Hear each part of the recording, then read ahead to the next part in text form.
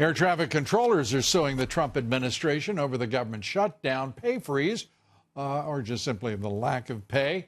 Although they will be paid, of course, once the shutdown ends. The law firm representing those employees arguing the failure to pay is a violation of the Fair Labor Standards Act. Joining me now, Congressman Jim Jordan. He's ranking member of the House Oversight Committee, member of the Judiciary Committee, co-founder of the influential House Freedom Caucus. And have we got a lot to talk about, Congressman? Good to see you. Good to see you, Lou. Let's start with, first of all, the president's decision not to declare a national emergency. Give Pelosi and Schumer one more opportunity, it sounds like that, another opportunity at least, to say, no, they're not going to do anything. Your thoughts? Well, we should do it legislatively. We should appropriate the dollars, build the border security wall. But if that can't get done and the president declares emergency, he's exactly right. I mean, you don't have to be a genius to figure out. Look at what this caravan phenomena over the last several months. Everybody knows, in spite of what the mainstream press may say, everybody knows this is a crisis, this is an emergency, and we need a border security wall. Democrats know it, Republicans know it, independents know it. The only ones who don't get it are Democrats in Washington, D.C., and that's the problem. Well, Democrats and a handful of rhino Republicans who've been voting that way and did so in the House from 8 to 12 at various points. Yeah. But Lou, remember, that's just a handful. But remember what's happening on the Democrat side. Mm-hmm. There are a number of new Democrats in very Republican-leaning districts where they just barely won. How about the Democrat in the Oklahoma City district? How about Joe Cunningham, the Democrat in Mark Sanford's old district in South Carolina? Right. You don't think South Carolina voters and Oklahoma City voters? How about the congressman from Minnesota? I mean, yes, exactly. On agriculture. But that's so I think they're feeling the heat more so than any Republicans. How many of them are feeling the heat, and how much hotter is it than what the Republican handful is feeling? Yeah, I think that's right. You know, the old adage in politics is most politicians don't see the light, they feel the heat. I think that's happening in many of those type of seats. I think in the seat, Abby Spanberger, who beat Dave Bratt in that close race in Virginia, I think lots of those seats, they're thinking, wow. In fact, one of them today, a freshman member, said that she is for dollars for a barrier. Now, that's a breakthrough. That's the first Democrat we've heard. So I think they're starting to hear from their constituents and understand that the American people want what the president wants, which is a border security wall. And we've got to, of course, mention Cher, who said build the wall. I mean, when Cher moves toward the president, you know that things are not quite as Nancy Pelosi and Schumer would like.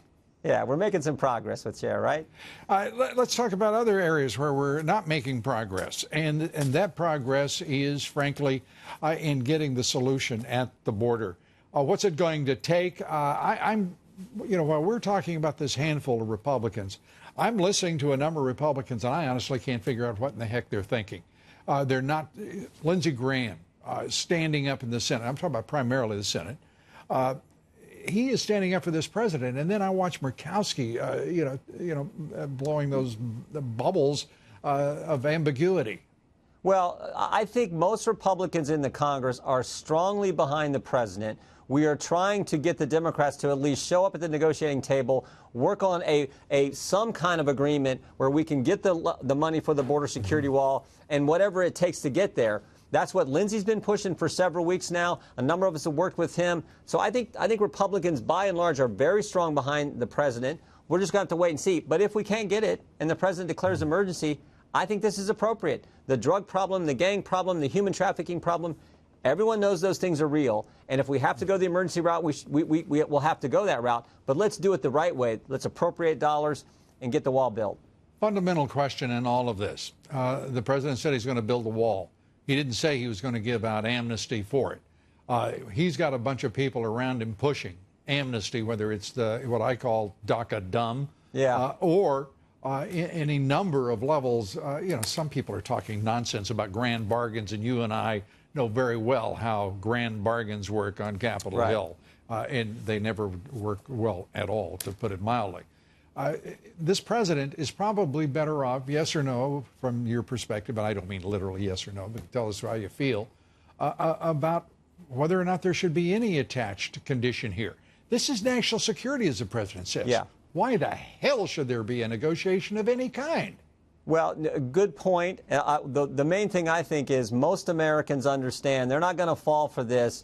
amnesty now and some kind of border security wall later. They've seen that play before. They're not going to fall for that, and they shouldn't fall for that. And we shouldn't do that. So the president is right to focus on border security first. That's where we have to go. The problem is, and you know this, you've talked about it every night on your show, the Democrats are much more concerned about stopping the president on anything and everything than they are on helping the country. And until they change that position, I mean, Lou, think about this. The very first, 1 week ago, 8 days ago, first day of session, the very first thing Brad Sherman, Democrat congressman from California, files articles of impeachment.